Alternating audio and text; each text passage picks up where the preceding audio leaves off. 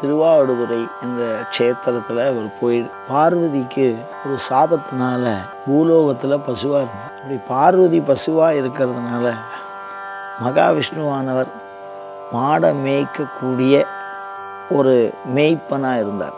பார்வதிக்கு அந்த பசுத்துவம், அந்த பசுமாடு வடிவம் நீங்கி பூரணமாக உமையம்மை வடிவம் பெற்று இறைவனோடு இரண்டரை கலந்த இடமாக திரு ஆடுதுறை அப்படின்னு பேர். பசுத்துவம் அப்படின்னா என்னென்னா, சாபத்தினால பார்வதி சிவபெருமானை விட்டு விலகி பசுவாக இருந்து மீண்டும் சிவபெருமான்கிட்ட அடையிறோம். அந்த பசுத்தன்மை அவன் மேலே வச்சுருக்க அந்த உடல் பிறவி சாபத்துக்காரனால மயிலாக இருந்து மயிலாப்பூரில் பூஜை பண்ண மாதிரி பசுவாக இருந்து இந்த தன்மை நீங்கிய இடம் கோகழி அப்படின்னு சொல்லுவாள். கோத்பநாசம்னு சொல்லுவாள் வடமொழியில். ஒரு அற்புத தலம்.